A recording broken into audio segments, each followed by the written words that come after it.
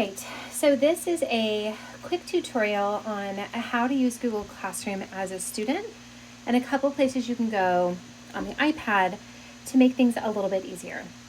So first, I'm at the homepage. I'm in Google Classroom, and you can see this is my son's account. He's currently in 2 different classes.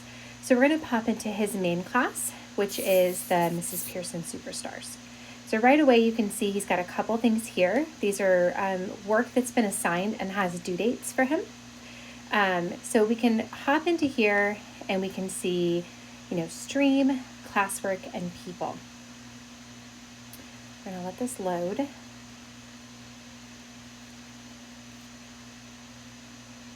All right. So here's his stream. This is where his teacher posts announcements and different things. Classwork is where all of his work is going to go. Now, she has a bunch of important links open first, and I can see my son Aiden has opened all of these. They're gray. The color for his class is actually green.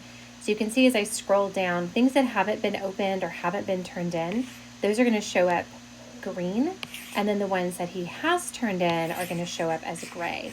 I can also see a difference in the 2 types of things that are posted. If I see something with a little kind of bookmark on it, that's a material. So that's not an assignment. Nothing is supposed to be turned in there. So she does that for her week at a glance, which is a slide deck that has all of the instructions for the week. She does that for the daily check-in form and the daily exit ticket. These are things that she does, that work well for her class and the structure. That doesn't necessarily mean it would work well for your class. So daily check-in form, and then you can see here he's already done his Monday's work. So he had a writing assignment here, and then he had a something else here. So let's click on one of these and see what we have. So for this particular assignment, he's supposed to be doing this transition words activity, and his work, he has this attachment right here. And this is just a Google form, so there's no make a copy or anything like that. The teacher just added the link. He opens up the Google form. When I click on this here, it's actually going to ask me where I want to open it at. Google form has to be opened in a browser, so either Chrome or Safari. So we would open it here. He's already finished this, so he could view score if he wanted to see what his score was, but then, this is all done. So now I'm going to double tap my home button, and I'm going to go back to Classroom. So now I'm back in Classroom, top left-hand side of the screen. I can go back to my main page, and I can go to my next assignment. So let's take a look at ELA Writing Day 2. That is also a form. Let me see if I can find one that's not a form. Nope, they're all forms. Let's go down here. Let's go to one that we have from last week.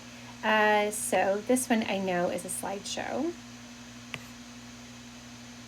So in this particular assignment, he's already turned it in, but the attachment is right here. So what he would do is he would click on this, and then it's going to open up this little preview screen of his assignment. Now, he's not going to be able to edit the slides in this window. If he wants to open up the document so that he can edit his work, he's going to have to click another button, but let's wait for this preview screen to load first.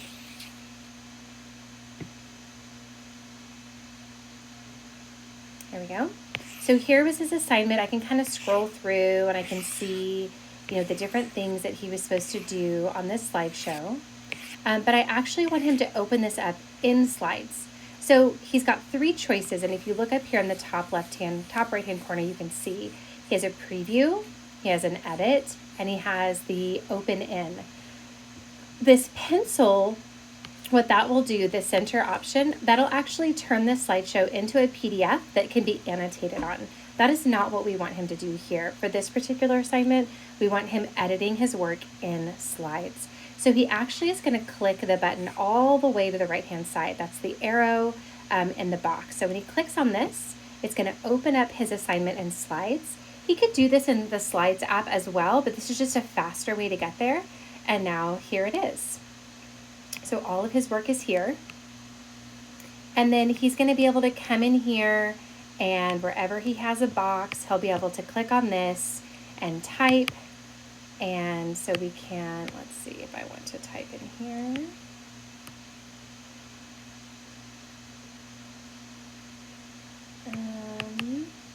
And you know what? I don't think he has edit access right now because we turned this in last week, but normally this is where he would be able to edit, etc., and work on his assignment. But what I want you to take a look at, all of his editing tools are up here, all of the slides are down here, but take a look all the way up here. You see above the check mark, so that pulls off edit access. Oh, you know what? I think it's because I have my Apple Pencil on. There we go. So if I do, nope, I don't think I can edit this. Okay, anyway, all the way at the very, very, very top, above the check mark is Classroom. So I could either double tap my home button and go back to Classroom, or I can just tap Classroom in the top left-hand corner. It's going to take me back to Google Classroom. If I want to get back into my class, I have to click the X to get out of the preview, and then I need to go back to the main stream. So here I am back here. So there is some extra button clicks to navigate through, but there are two other really cool buttons here that I love.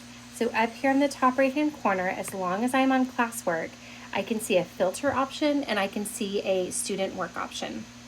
The filter option is going to allow me to filter by topic.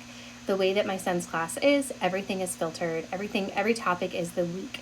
So all of the work for that week is going to be in that topic, which is really nice. And then the other one here is the student work. So when I click on this, it's going to show me all of his work. I'm going to give it a second to load. There we go. So here's all of his work, and I can see whether it's been assigned, turned in, etc. So all the way through. And then I can also click the filter button again, and I can filter by assigned, returned, or missing. So when I go to missing, I'm going to see that he has no missing work. So then I can click this button again to go back, and then I can filter again, and I can say by returned. And now I can see all the work that's been returned.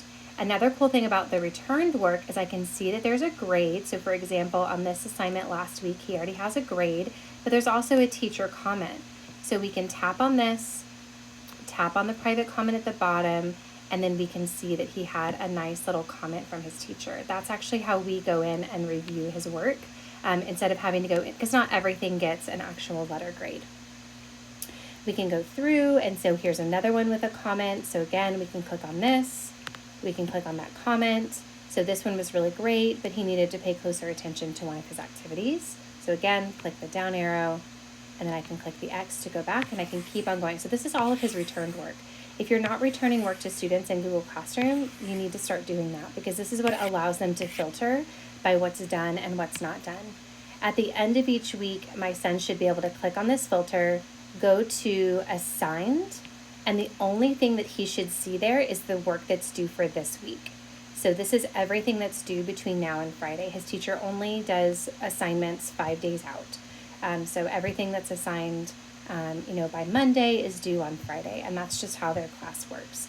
So he can go here and look for things as well. So those are two really good places. You can also view this on a Chromebook or a laptop, but on the iPad, the easiest way is to go up here to this top right-hand corner, click the little student button, and then you can tap that filter again, and that's where you can filter by assigned, returned, and missing. Another place that you can look for this is if we go back to the main menu of Google Classroom. So if we're all the way out here on the dashboard,